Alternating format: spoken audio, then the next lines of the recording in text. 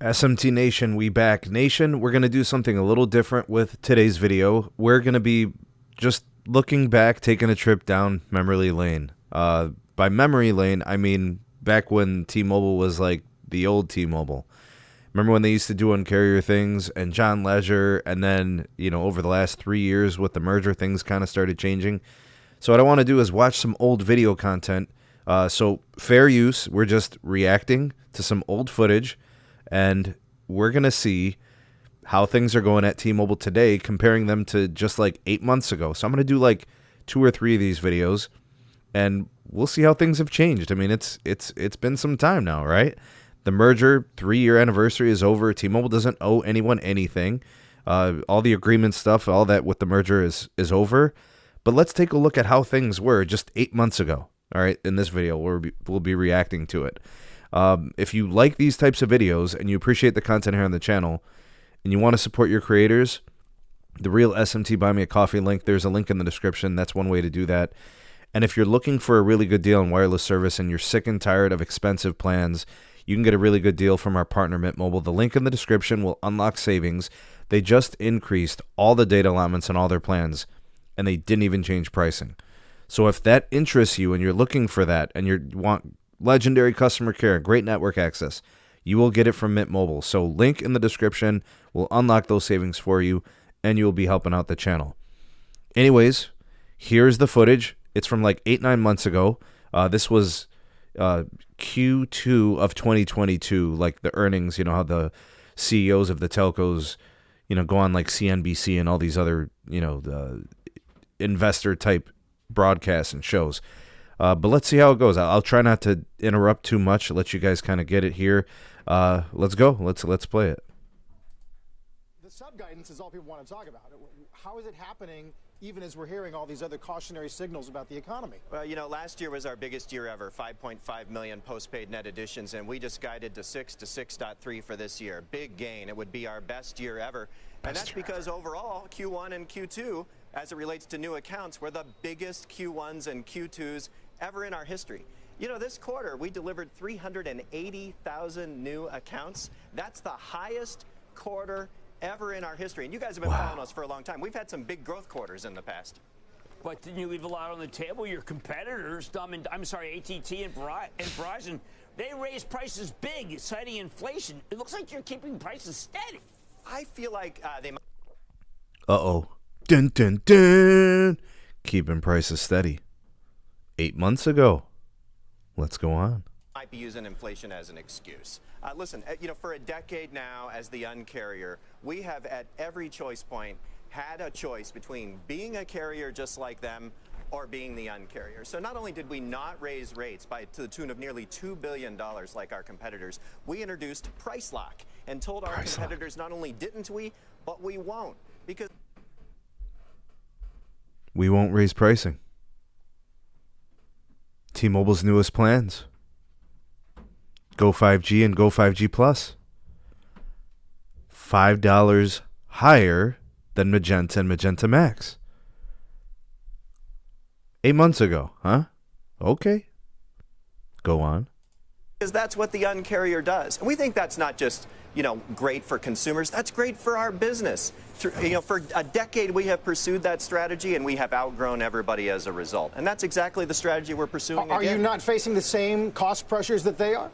Well, we have cost pressures like anyone. We see it in labor. We see bad debt returning to normative levels from before the pandemic, and those things are obviously things to watch. But we also have long-term arrangements. We locked in long-term contracts for equipment, for networking, for backhaul, including multi-year contracts that locked in pre-inflationary pressure CPI rates. So we fixed debt structure. So we have some insulation that other companies in other sectors don't have. Oh, insulation. No need to raise pricing. A lot of costs are fixed. Multi-year. The debt, not an issue. Inflationary pressures, not an issue. Oh. So why did they raise prices on the new plans? Huh. Let's see if there's any more goodies. Well, I want to know. I mean, AT&T, they were doing movies for a while. I guess that didn't really work.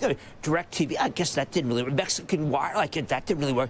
But Jim Cramer's an idiot. I just thought I'd throw that out there. Anyways. they did have people not paying their bills on time. So I want to know how many people, how was it bad? How bad was it for you? How long did they take and how many days did they wait before they paid? Because that's what AT&T is saying people are doing. Well, this might be a new phenomenon for some of our competitors, but remember, T-Mobile has always worked with a public that has variable economic circumstances. But tell me, how many could they pay? We know AT&T said they couldn't pay on time. Yeah, how many people can't pay on time for you? Well, it's always been the case that a decent amount don't, and we work with them and recover that. It's not a new phenomenon. How about the for spike? Us. We reported bad debt that was elevated to pre-pandemic levels, but that's an area we're really comfortable with. In that same report, we guided EBITDA up, because we're comfortable at these levels and we know how to manage customer relationships. So you didn't have the problem. Like you're saying basically, no. You didn't. Even though, did you ever get into the movies? Well,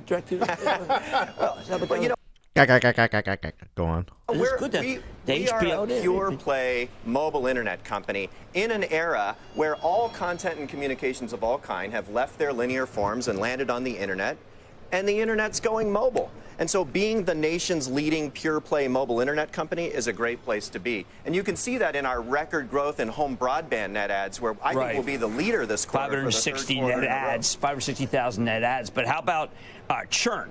I mean, because Verizon's always been the king of churn. Well, so pure play wireless, right? That's their thing. But now they're starting to dabble in fiber, right? They're working with Intrepid. They got the Manhattan-based business with Pilot. The Intrepid deals with Pueblo, and I forget the other city. I forget those two cities in Colorado. They're deviated a little bit, which I'm okay with. I mean, but look at what happens in 8 months, right? Different types of disclosures. Let's go on. This quarter, we reported 0.80 below Verizon for the first time ever in our company history, and that includes Sprint. That's the blended number, including Sprint.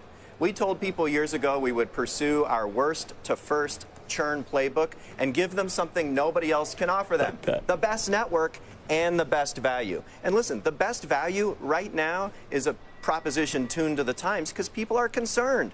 Businesses and consumers are concerned, and there's a flight to value that's beginning to happen. Shepard Smith here. All right, Thanks so for that's watching that. CNBC. Sorry. No copyright infringement intended at all. Fair use. Okay, folks. That is what we have from CEO Mike Sievert, CEO of T-Mobile. That dates back, let's see here. It looks like about 8 months ago. My, how things have changed. You know, look at the things that he was talking about, right? Look at the things that he mentioned. You know, discussions about being insulated from, you know, the inflations and having fixed costs. Could really that much have changed in 8 months?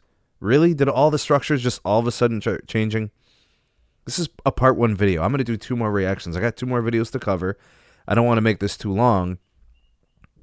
But yeah, they sing a different tune now, don't they? Anyways, thanks for watching, folks. Comment down below. We shall see you all on the next one. Peace.